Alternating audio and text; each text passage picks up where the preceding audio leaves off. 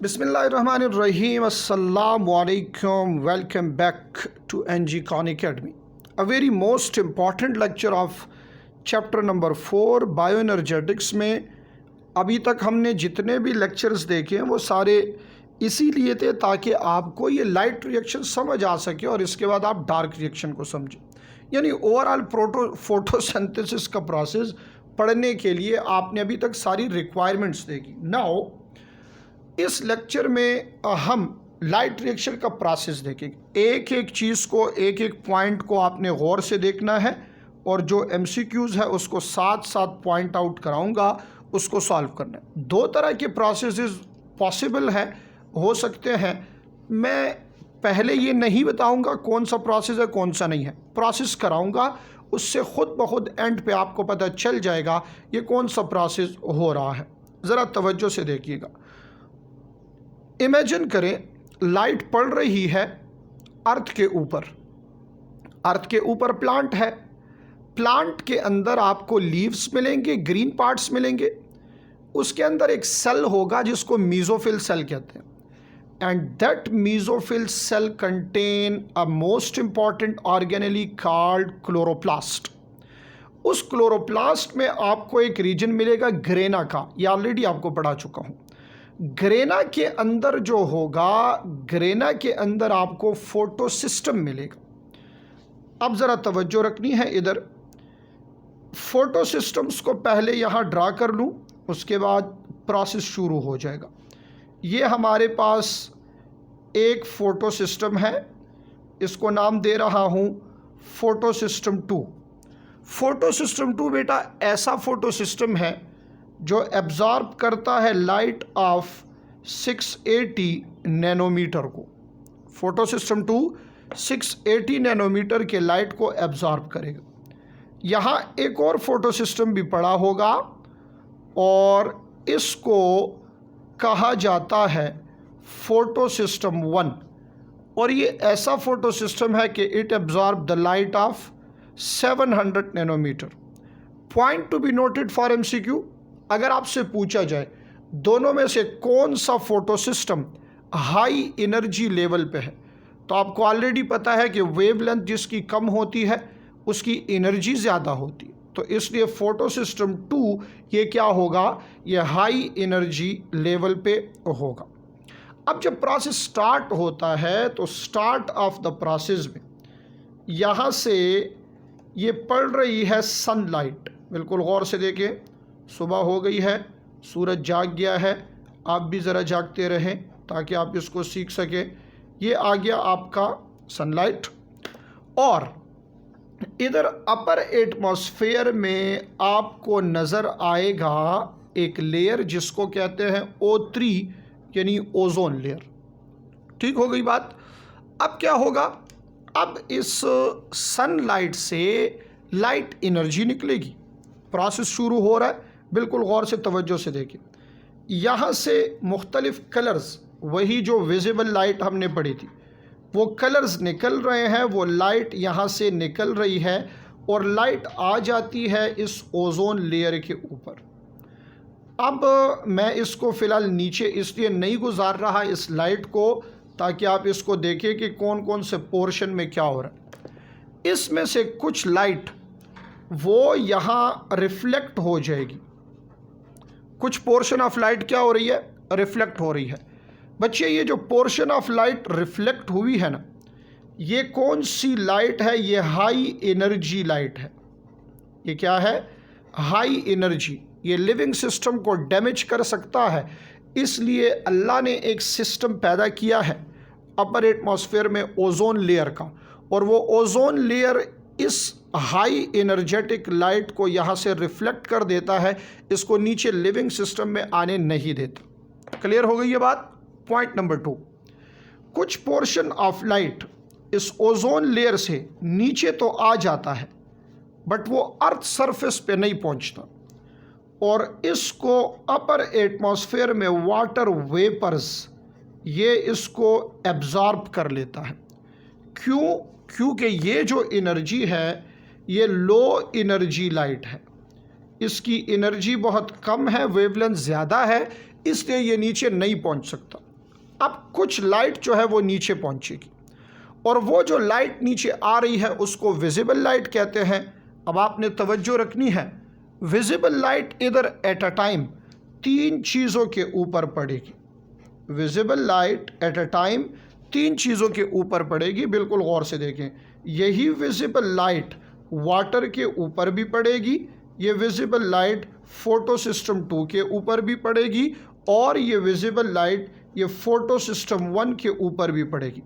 इससे पहले रिक्वायरमेंट्स को डिफरेंट लेक्चर्स में पढ़ाने का मकसद यही था कि आप इसको समझ सकें, विजिबल लाइट कौन सी होती है, हाई एनर्जेटिक कौन सी होती है, लो एनर्जेटिक कौन सी होती है। ये जो मैंने अभी ड्रा की है ये विजिबल लाइट का पोर्शन है और विजिबल लाइट का रेंज मैं पहले भी आपको बता चुका हूँ, ये 390 टू 760 नैनोमीटर की लाइट है।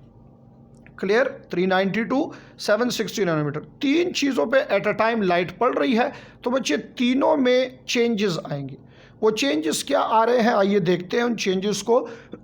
बट इधर एक बात और याद रखनी है, ये विजिबल लाइट का ओनली 1% ऑफ पोर्शन जो है इसको प्लांट यूज़ करता है, बाकी यहाँ यूज़ नहीं होता। ठीक है, सो photosynthesis required 1% of the sunlight. हमें आपको, जानवरों को, पौधों को, सारी चीज़ों को अल्लाह ने ज़िंदा रखा है because of this 1% of light. और मैं तो ये कहा करता हूँ कि whole life on earth is because of only 2 electrons. Life on earth जो है ये सिर्फ और सिर्फ किस वजह से है, 2 इलेक्ट्रॉन्स की वजह से है। चलें जी, अब ज़रा गौर से देखना है आपने, चेंजेस क्या आएगी। पहली चेंज जो मैं यहाँ कराने जा रहा हूँ वो चेंज आ जाएगी फोटो सिस्टम 2 में। बच्चे इस फोटो सिस्टम 2 में क्लोरोफिल होगा ना, तो क्लोरोफिल का सेंट्रल एटम मैग्नीशियम होगा। मैग्नीशियम के आउटर मोस्ट शेल में 2 इलेक्ट्रॉन्स होंगे। अब क्या होगा, इस लाइट से रिक्वायरमेंट में मैंने बताया था कि लाइट का रोल ये है कि ये एक्साइटेशन करता है। किस चीज़ की, मैग्नीशियम ऑफ क्लोरोफिल में जो इलेक्ट्रॉन है उसको एक्साइट कर देगा। अब देखें, ये इलेक्ट्रॉन्स यहाँ से निकल आएंगे और इन इलेक्ट्रॉन्स को यहाँ एक इलेक्ट्रॉन एक्सेप्टर एक्सेप्ट करेगा जिसको प्राइमरी इलेक्ट्रॉन एक्सेप्टर कहते हैं और इसका नाम है प्यूफाइटीन।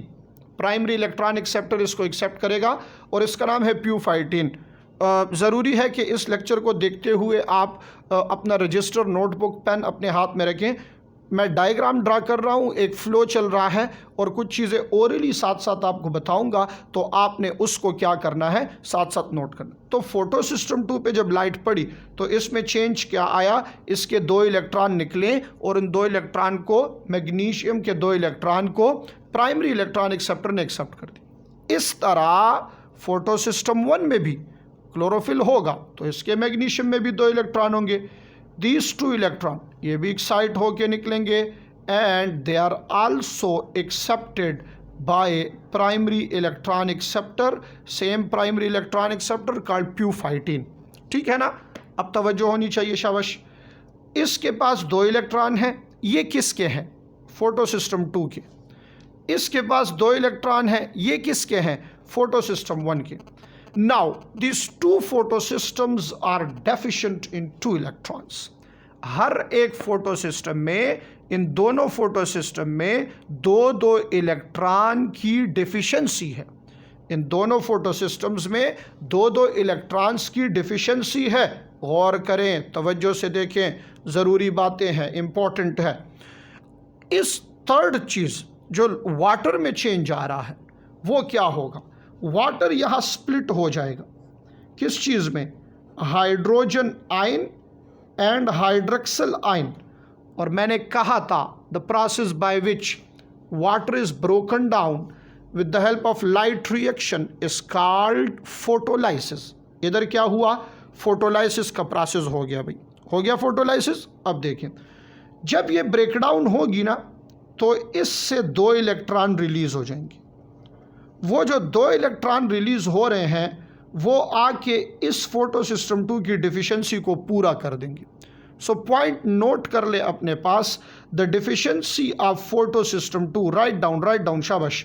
The deficiency of photo system 2 is filled by electrons from water और ये प्रोसेस यहाँ कौन सा हुआ, प्रोसेस हुआ हमारे पास फोटोलाइसिस का, जिसको हम पहले डिफाइन और एक्सप्लेन कर चुके हैं। कंसेप्ट क्लियर हो गया यहाँ तक। ये आपके पास फोटोलाइसिस से 2 इलेक्ट्रॉन आए और वाटर से इलेक्ट्रॉन आए और मैग्नीशियम फोटोसिस्टम 2 के डिफिशिएंसी को इसने पूरा कर दिया। इस हाइड्रॉक्सिल और हाइड्रोजन का क्या होगा, तवज्जो रखिए शाबाश, साथ साथ पॉइंट्स लिखा करें एमसीक्यूज के। हाइड्रॉक्सिल कंबाइन हो जाएगा और इससे वाटर रीजनरेट होगा। अगर आपको याद है तो मैंने ओवरऑल रिएक्शन में लिखवाया था कि रीजनरेटेड प्रोडक्ट, तो water is a regenerated product, ये रीजनरेट होगा प्लस इसके साथ oxygen the by product of photosynthesis ये रिलीज हो जाएगा। कैरेटिनाइड में एक बात बताई थी आपको कि it protect the photosystem from gaining electron from gaining by product oxygen. इसमें ये इलेक्ट्रॉन आ सकते हैं, ये ऑक्सीजन नहीं आ सकता। इस ऑक्सीजन से इसको प्रोटेक्ट कौन करता है बच्चे, वो कैरेटिनाइड होता है। कैरेटिनाइड क्या करता है, इस फोटोसिस्टम को ऑक्सीजन से प्रोटेक्ट करता है ताकि ऑक्सीजन इसमें ना गिर जाए। तो ये by product of photosynthesis oxygen आ गया ताकि ये रिलीज हो जाए या यूज़ हो जाए रिस्पायरेशन के प्रोसेस में। इस हाइड्रोजन को थोड़ी देर के लिए इधर छोड़ दें, इसको बाद में यूज़ करेंगे। भाई फोटोसिस्टम 2 का तो किस्सा तमाम हो गया। फोटोसिस्टम 2 के तो इलेक्ट्रॉन्स यहाँ पूरे हो गए। अब इस 1 में डिफिशिएंसी है ना, तो हम ऐसे करेंगे, ये 2 इलेक्ट्रॉन एक सीरीज ऑफ इलेक्ट्रॉन कैरियर के थ्रू आएंगे। द फर्स्ट वन इज प्लास्टोक्यूनान, प्लास्टोक्यूनान के बाद आएगा साइटोक्रोम बी, साइटोक्रोम बी के बाद आएगा साइटोक्रोम एफ, साइटोक्रोम एफ के बाद आएगा प्लास्टोसाइनिन। इसको लिख ले शाबाश, PQ stand for plastoquinone, CYT cytochrome, तो ये B और F 2 टाइप्स हैं, और PC प्लास्टोसाइनिन। ये इलेक्ट्रॉन यहाँ इससे जंप करेंगे, यहाँ से जंप करेंगे यहाँ से यहाँ से यहाँ।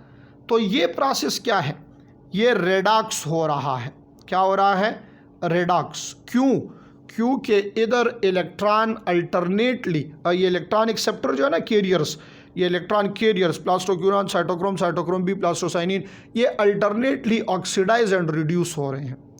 इलेक्ट्रॉन एक्सेप्ट करते हैं फिर रिलीज करते हैं, एक्सेप्ट करते हैं फिर रिलीज करते हैं। तो इसलिए मैंने क्या लिख दिया है कि ये क्या है, रेडॉक्स का प्रोसेस।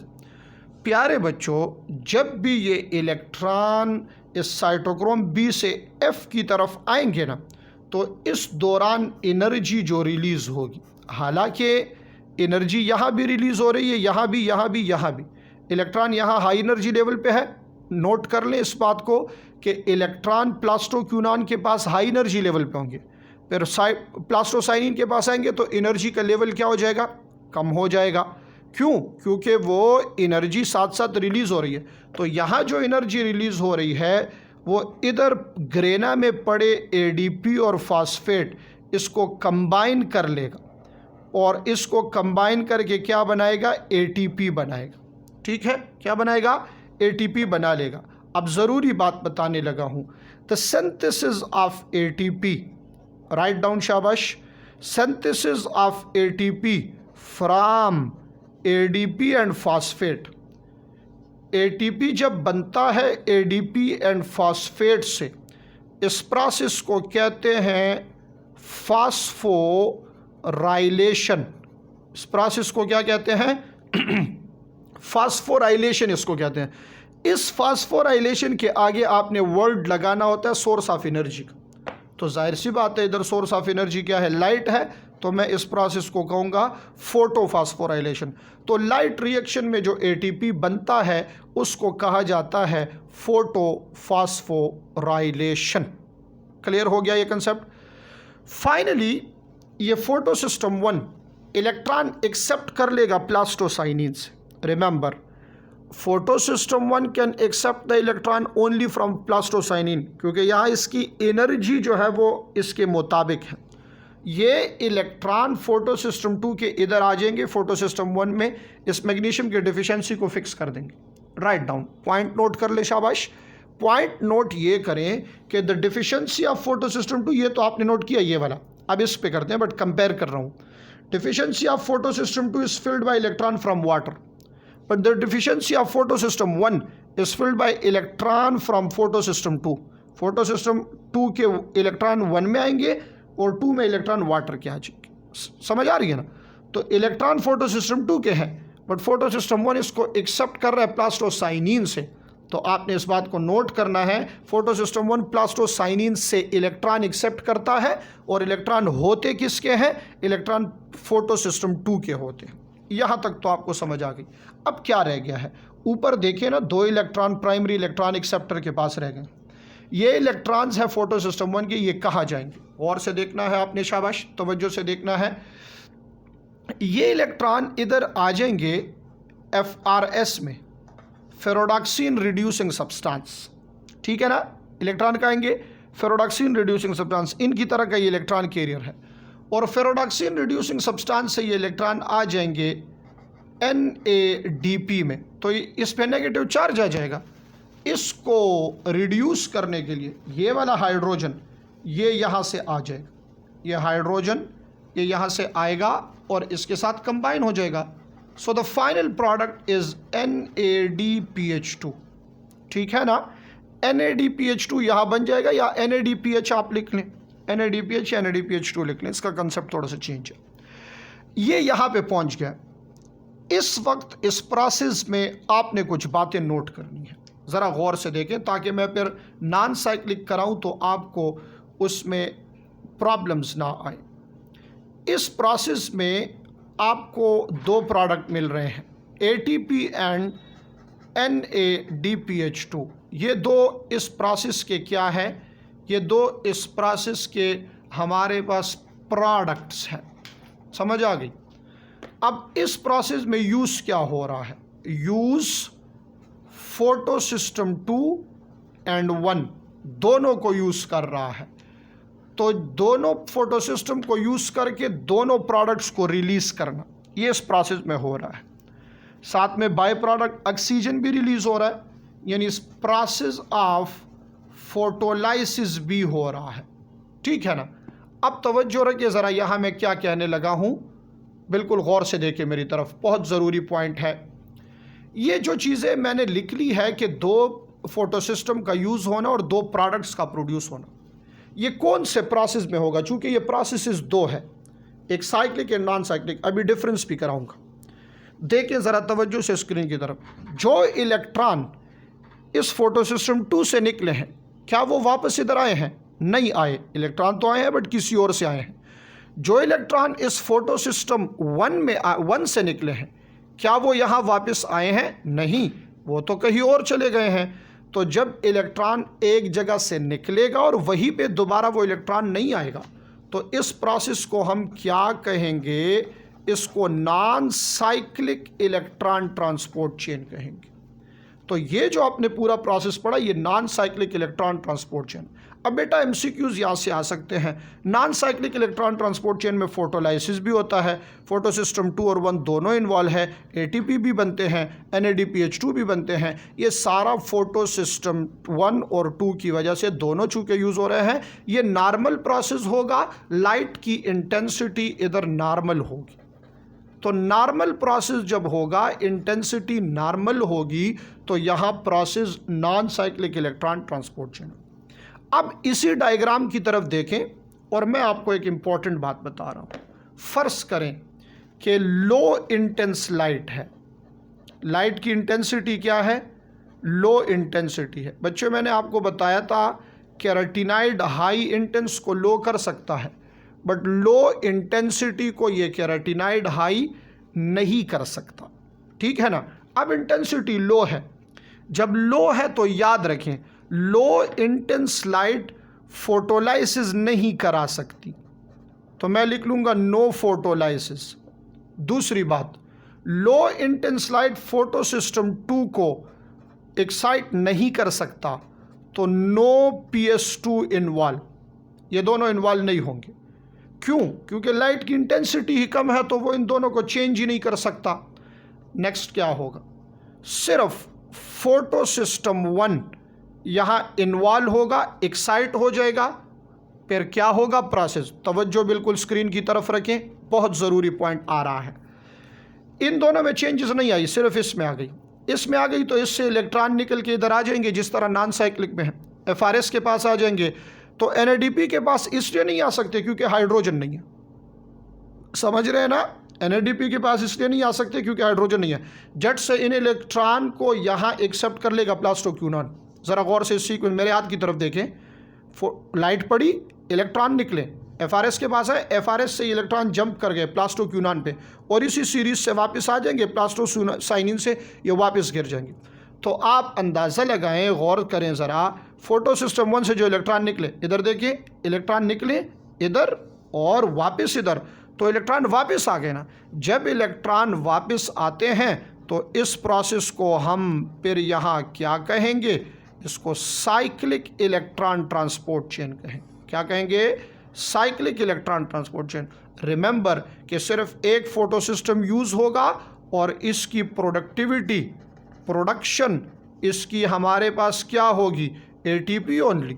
इसके प्रोडक्शन में सिर्फ और सिर्फ ATP बनेगा हमारे पास। प्रोडक्शन में क्या होगा? सिर्फ और सिर्फ ATP बन जाएगा। ये तो बात क्लियर हो गई है। सो अब दोनों में आपने डिफरेंस नोट करना है। इधर भी ATP बन रहा है, उधर भी बन रहा है, दोनों में बन रहा है, बट एक को नॉन साइक्लिक कहें और दूसरे को साइक्लिक कहें।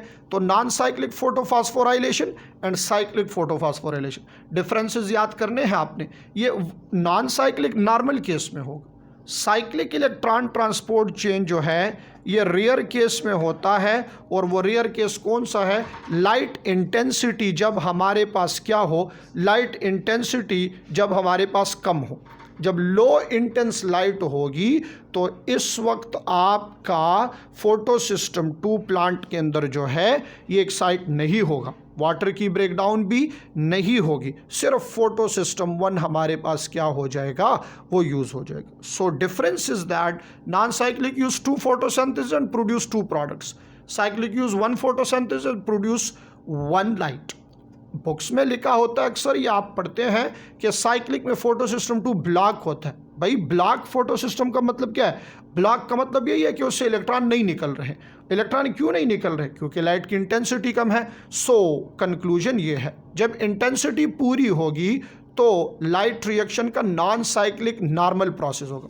जब इंटेंसिटी कम होगी तो इसमें हमारे पास लाइट रिएक्शन का एक रेयर केस वाला प्रोसेस होगा, साइक्लिक इलेक्ट्रॉन ट्रांसपोर्ट चेन। यहाँ आपको एक बात बताने लगा हूँ बहुत ज़रूरी, साइक्लिक इलेक्ट्रॉन ट्रांसपोर्ट चेन से डार्क रिएक्शन की रिक्वायरमेंट पूरी नहीं होती। साइक्लिक इलेक्ट्रॉन ट्रांसपोर्ट चेन से डार्क रिएक्शन की रिक्वायरमेंट पूरी नहीं होती, इसलिए नॉन साइक्लिक प्रोसेस का होना बहुत ज़्यादा ज़रूरी है। क्लियर हो गया ये concept? This is all about light reaction, non cyclic and cyclic electron transport chain. मिलेंगे एक और लेक्चर के साथ जिसमें हम डिस्कस करेंगे डार्क रिएक्शन को, जहाँ ये ATP और NADPH2 जो अभी लाइट रिएक्शन में प्रोड्यूस हुआ है ये उधर यूज़ होंगे। बहुत इंपॉर्टेंट प्रोसेस है डार्क रिएक्शन, रिडक्शन का प्रोसेस होगा। इसमें 3 स्टेप्स होंगे, फिक्सेशन होगी, रिडक्शन और रीजनरेशन का प्रोसेस। बट ATP और NADPH2 दोनों का होना ज़रूरी है। ये लाइट रिएक्शन ग्रेना पोर्शन में, क्लोरोप्लास्ट का जो स्ट्रक्चर हमने पढ़ा था ना, तो क्लोरोप्लास्ट में हमने ग्रेना और स्ट्रोमा 2 चीज़ों को अलग किया था। तो ये जो प्रोसेस हुआ है बेटा ये ग्रेना के अंदर हुआ है, और जो नेक्स्ट डार्क रिएक्शन होगा वो स्ट्रोमा के अंदर होगा, और उससे हमें ग्लूकोज मिल जाएगा। तब कुछ और पॉइंट्स आपको MCQs के साथ साथ बताऊंगा। इसी तरह आपने लेक्चर के दौरान कुछ पॉइंट्स को नोट करना है ताकि आप इस चैप्टर के ट्रिकी MCQs को बाद में गलत ना करें। मिलते हैं एक और लेक्चर में, तब तक के लिए अपना बहुत सारा ख्याल रखिएगा। Thank you so much. अल्लाह हाफिज़।